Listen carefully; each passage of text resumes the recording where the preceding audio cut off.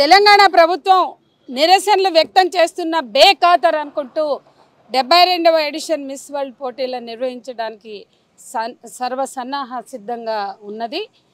ప్రజలు వ్యతిరేకిస్తున్నారు.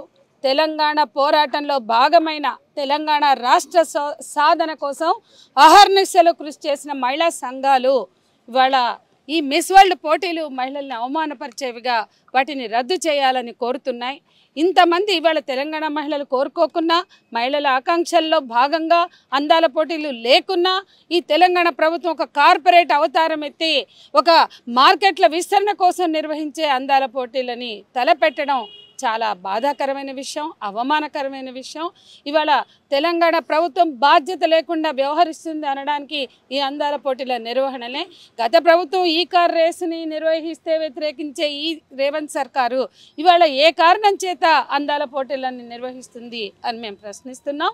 ఖచ్చితంగా మార్కెట్ల విస్తరణలో భాగమే అనేది మిస్ వరల్డ్ పోటీల చరిత్రని ప్రారంభమైన నుంచి చూస్తున్నాం. ఇవాళ అమెరికాలో సామ్రాజ్యవాద విస్తరణలో భాగంగా ప్రారంభమై ఇంగ్లాండ్లో మిస్ వరల్డ్ పోటీల రూపం దాల్చి 51 నుండి అనేక నిరసనల మధ్యనే సాగుతున్నాయి మిస్ వరల్డ్ పోటీలు.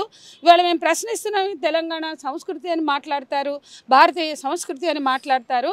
బికినీ కాంటెస్ట్లు లేకపోతే రకరకాల కాస్మెటిక్స్ దుస్తుల అలంకరణల పేరుతో సాగే ఈ క్యాట్ వ్యాకలు ఏ సంస్కృతికి నిదర్శనం? భారతీయ సంస్కృతి పరిరక్షకులుగా మాట్లాడుతున్న కాషాయ సంస్కృతి పరిరక్షలు ఎందుకు నోరు మూసుకుని కూర్చున్నారు? గత సంవత్సరం 71వ ఎడిషన్ ముంబైలో జరుగుతుంటే భారతదేశంలో భారత సంస్కృతికి కేంద్రం అని చెప్పుకునే నాగ్పూర్, ఆర్ఎస్ఎస్ కేంద్రం నాగ్పూర్, మహారాష్ట్ర, శివసేన బీజేపీల పాలన జరుగుతున్న చోట 71వ ఎడిషన్ మిస్ వరల్డ్ పోటీలు గత సంవత్సరమే జరిగాయి 2024లో. మళ్ళీ సంవత్సరం తిరగకుండానే దుబాయ్కు పోయే పోటీలను గుంజుకొచ్చి మరి తెలంగాణ ప్రభుత్వం నిర్వహిస్తుంది. దీని మీద ప్రతిపక్షం అని మాట్లాడుతూ ప్రజల గురించి రోజు నాటకాలు ఆడుతున్న బీజేపీ, భారతీయ సంస్కృతి హిందూ మతం అని కాకమ్మ కబుర్లు చెప్తున్న బీజేపీ వాళ్ళ పరివారాలు సంఘ్ పరివార్, బజరంగ్ దళ్, విశ్వ హిందూ పరిషత్, స్వదేశీ జాగరణ మంచ్ వీళ్ళు ఎందుకు మాట్లాడట్లే, నోరిప్పట్లే? మీడియా వెళ్ళి అడిగితే కూడా మాకు పైనుంచి ఆర్డర్స్ అని చెప్తున్నారట.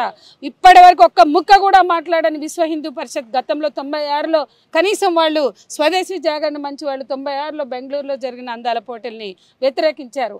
2025కి వచ్చే వరకు ఎందుకు నోర్లు మూసుకున్నారని మేము మాట్లాడుతున్నాం. పొద్దున్న లేసే ప్రజల మధ్య మతాల పేరుతో చిచ్చుపెట్టి భారతీయ సంస్కృతిని గగ్గోలు వాళ్ళు ఈ విదేశీ సంస్కృతి, వ్యాపార విషయ సంస్కృతిని ఎందుకు అంగీకరిస్తున్నారు, ఎందుకు ఆమోదిస్తున్నారు? బీజేపీ ఆమోదం లేకుండా, కేంద్ర ఆమోదం లేకుండా ఇవాళ తెలంగాణ ప్రభుత్వంలోకి అన్ని సముద్రాలు దాటుకుని పోటీలు వస్తున్నాయా?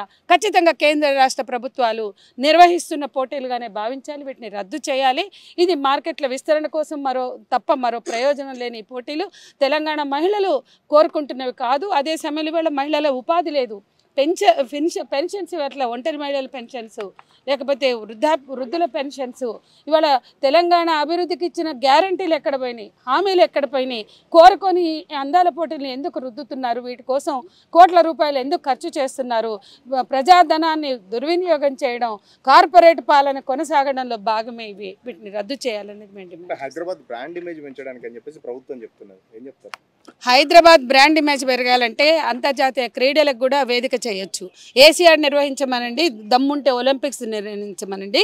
ఇప్పటికే అంతర్జాతీయ వేదికలకి హైటెక్ సిటీ అనేక సందర్భాల్లో అనేక సమ్మిట్స్కి, ఇంటర్నేషనల్ సమ్మిట్స్కి వేదిక అయింది.